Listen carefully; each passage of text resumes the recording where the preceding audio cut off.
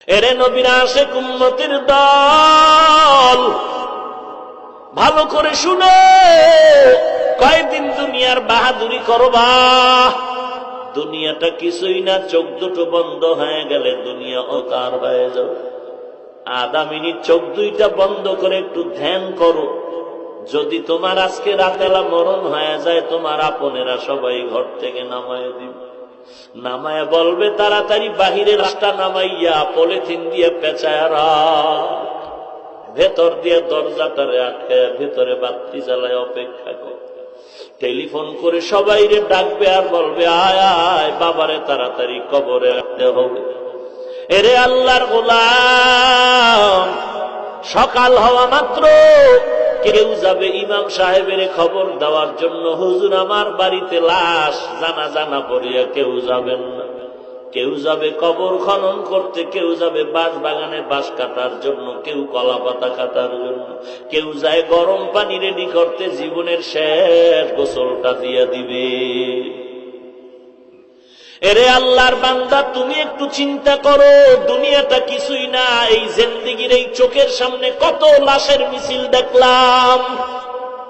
কই গেল আমার দাদা, কই আমার নানা, কই আমার চাচা, এক এক করে সবাই বিদায় হয়ে গেল। কই আমার বন্ধু, এক এক করে সব বিদায় হয়ে গেল। কখন জানি মাইকে আমার আওয়াজটাও এসে যায়। দুনিয়াটা কিছুই না রে যুবক, একটু ডানে বামে তাকায়া দেখ, তোর আপনজন কত বন্ধু বান্ধব যুবকেরা কবরবাসী হয়ে গেল। বাঁশবাগানে রেখে আসলি, দেখ এমন একটা জায়গা কবরস্থান বাঁশবাগান, যেখানে দিনের বেলাও যাইতে ভয়, কারণ বাঁশবাগান সাপ থাকার গর্ত। ওই গর্তের মধ্যে তোরে একা একা ফলাইয়া সবাই চলিয়া যায়, কেউ তোমার আপন নাই। তুমি এখন একা একা তোমার তিনখান সাদা কাপড়ের প্যাকেট বানায় কবরে রাখতেছ। আল্লাহর নবী বলেন, আল কবর রাউযাতুম মির রিয়াজিল জান্নাহ আও হুফরাতুম মিন হুফারিন নার। কবর হবে কারো জন্য বেহেশতের বাগান, আর কারো জন্য হবে জাহান্নামের গর্ত। এরে আল্লাহর বান্দা, কবরে তোমাকে আমাকে রাখার পরে ফেরেশতা হাজির। আসিয়া যখন কাফনটা টেনে দেখবে, ওই মাথার চুলগুলো নবীর তরিকা আছে, মুখের মধ্যে মদিনার দাড়ি লাগানো আছে। ফেরেশতারা মোটামুটি ধারণা করবে এটা নবীর একজন আশিক মনে হয় হতে পারে। এরে নবীর উম্মতের দল, আর তোমার জন্য প্রশ্নটা সহজ হয়ে যাবে। তিনটা প্রশ্নের জবাব যদি দিতে পারো, আল্লাহর অর্ডার হয়ে যাবে, জান্নাতের বিছানা কবরে বিছায়া দাও। আর যদি তোমার হালাত এমন হয়, কবরে রাখার পরে যদি কাফনটা খুলিয়া ফেরেশতারা দেখে তোমার চুলগুলো মদিনার তরিকায় নাই, নবীর তরিকার দাড়িও নাই, প্রশ্নের জবাব যদি দিতে না পারো, আল্লাহর অর্ডার হয়ে যাবে, কবরটা জাহান্নামের আগুন দিয়া ভরিয়া দাও। একটা নয়, দুইটা নয়, 70 থেকে 99টা সাপ কবর ভরে যাবে। এরে নবীর উম্মতের দল, মদিনার নবী বলেন, বেনামাজি নাফরমানের কবরের দুই পার্শ্ব থেকে মাটি এমন জোরে চাপ দিবে, চাপের কারণে পাজরের হাড্ডি চুরমার হয়ে যাবে। এই যে আযাবের অবস্থাটা দুনিয়ার সব মাখলুকতেরা দেখবে, মানুষ আর জিনেরা দেখবে না। যদি দেখতো কেউ সংসার করতে পারত না।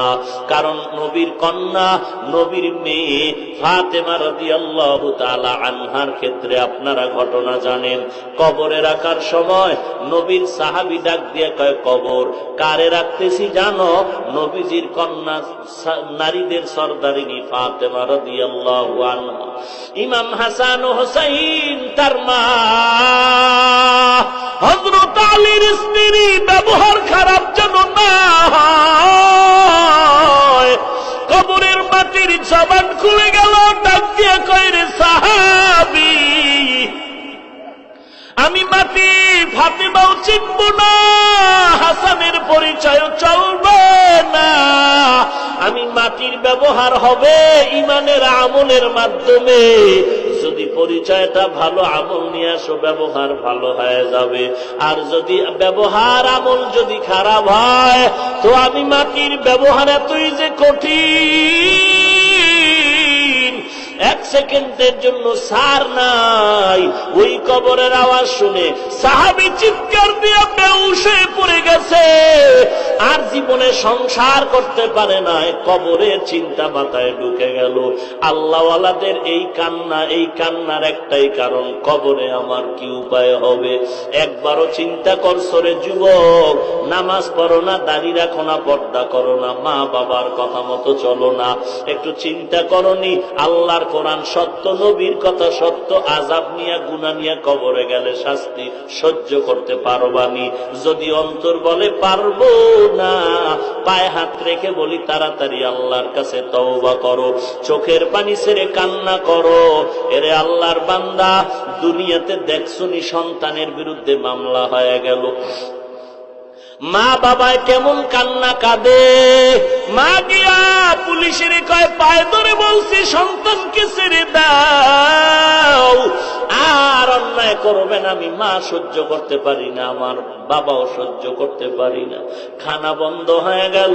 এরে নবীর উম্মতের দল, দুনিয়ার শাস্তি থেকে বাঁচার জন্য যদি পুলিশের পায়ে হাত ধরতে পারো রে বাবা, জাহান্নামের আযাব কি এত কম? ওই জন্য বান্দা, তুমি কেন আল্লাহর কাছে কান্না করে ক্ষমা চাইতে পারবা না? নিজে কান্না করো, নিজে তওবা করো, আল্লাহর কাছে মাফ চাও। যদি দেখো তওবার নিয়ত আসে না, চোখে পানিও আসে না, ওরে কান্নাওয়ালা বান্দা যদি পাও, তার কাছে একটু মাঝে মাঝে দোয়া চাইও, কারণ চোখের পানিওয়ালার দোয়া কখনো খালি ফেরত যাবে না, সাদা দাড়িওয়ালাদের দোয়া কখনো খালি ফেরত যাবে না। এরে আল্লাহর বান্দা, হাসি তামাশা মনে করে লাভ নাই, আল্লাহর কাছে একটু মুহাব্বতের নজরে তওবা করো। আল্লাহর নবী বলেন, কান্না করো না, কান্না না করলে কান্নার বাহানা করো। চোখের পানিটা যদি ফেলে তওবা করো, গালের নিচে পানি যাওয়ার আগে তোমার জীবনের গুনাহ মাফ হয়ে যাবে। এরে যুবক, আল্লাহর গোলাম, তোমার মতো যুবক দাড়িওয়ালা নামাজির অভাব নাই, তোমার মতো যুবক স্কুল কলেজে পড়ে, নবীর তরিকা মতো চলে, চাকরি করে তরিকা মতো চলে, অভাব নাই। কয়দিন আর যৌবনের বাহাদুরি করবা? দুনিয়াতে তাকায় দেখো, দুনিয়াতে কেউ বাহাদুরি করে রক্ষা পায় না। আল্লাহর কাছে ক্ষমা চাও, মনটারে ছোট করে, মাথা নত করে, চোখ বন্ধ করে, জীবনের গুনাহের দিয়ে তাকাইয়া মনটাকে নরম করে আল্লাহর মহব্বতের ডাক দাও, তওবার নিয়ত করো, আল্লাহ তুমি আমাকে মাফ করে দাও। আমি বান্দা আমল নামার দিয়ে তাকায় দেখি গুনার কারণে আমার হাত নাপাক, চোখ নাপাক, অন্তর নাপাক, জিহ্বা নাপাক। আমার মনে হয় আমি জাহান্নাম ছাড়া আমার উপায় নাই। তবে এই ময়দানে বহু আল্লাহওয়ালা, দাড়িওয়ালা, কান্নাওয়ালারা আছে। ও আল্লাহ, তুমি একজনার দিয়ে রহমতের দৃষ্টি দিলে আমাকেও মাফ করে দাও। এই নিয়ত করে তওবা করো, গলা চুরি আসবে আর নামাজ ছাড়বা না, বেপরদায় চলবো না, মা বাবার সাথে বেয়াদবি করবো না, আলেম ওলামাদের বিরোধিতা করবো না। তওবা করার যদি খাঁটি নিয়ত হয়, মুনাফিকি না থাকে, আল্লাহর মহব্বতে তওবার নিয়তে দুটো হাত আল্লাহকে দেখায়া দাও। আয় আল্লাহ, সবার হাত আপনি কবুল করে নেন, সুন্নতের আমলওয়ালা জিন্দেগি দান করেন। আয় আল্লাহ, হাকিকতে সুন্নতের আমলের তৌফিক দান করেন। আল্লাহ, ও দয়ার মালিক, আমাদের হাত খালি ফিরাইয়া দিয়েন না। আয় আল্লাহ, আমাদের তওবা কবুল করে নেন, তওবার উপরে মজবুত হয়ে চলার মতো তৌফিক দান করেন। আমিন। আলহামদুলিল্লাহি রাব্বিল আলামিন, ওয়াসসালাতু ওয়াসসালামু আলা সাইয়্যিদিল আমবিয়াই ওয়াল মুরসালিন ওয়া আলা আলিহি ওয়া আসহাবিহি আজমাইন। ইয়া আরহামার রাহিমিন, ইয়া আরহামার রাহিমিন, ইয়া আরহামার রাহিমিন। রব্বিরহামহুমা কামা রব্বায়ানি সগীরা। ও দয়ার মালিক, কুদরতের নজর দিয়ে তাকায় দেখেন, আপনার কত আশেক পাগলেরা এই ময়দানে হাত তুলেছেন রে আল্লাহ। কত উলামায়ে কেরাম হাত তুলেছেন, কত সাদা দাড়িওয়ালারা হাত তুলেছেন। আয় আল্লাহ, কত ব্যবসায়ী, চাকরিজীবী, কত ছাত্র ভাই, কত যুবক, কত শ্রমিকরা হাত তুলেছেন। আয় আল্লাহ, আমরা সবাই গুনাহগার, জাহান্নামের আসামি হয়ে গেছি। গুনাহের কারণে তারায়া দিয়েন না রে মালিক, জাহান্নামের আযাব সহ্য করতে পারবো না রে আল্লাহ। মেহেরবানি করে নবীজির মোহাব্বতে জীবনের সমস্ত গুনাহগুলো মাফ করে দেন। আয় আল্লাহ, আজকের মাহফিল কবুল করে নেন। নবীজির মোহাব্বতে আমাদেরকে মাফ করে দেন আল্লাহ। সুন্নতের আমলওয়ালা জিন্দেগি দান করেন। কামাই রুজি ব্যবসা যারা করে হালাল ভাবে বরকত বাড়ায় দেন। আয় আল্লাহ তাআলা, সারা দুনিয়াতে শান্তি দান করেন। বাংলাদেশ শান্তির দেশ বানায় দেন। দিনের জন্য, দেশের জন্য যারা জীবন দিল মাফ করে দেন। এখনো যারা কাজ করে, প্রশাসনিক ভাবে যারা কাজ করে, দিনদার বানায় দেন আল্লাহ।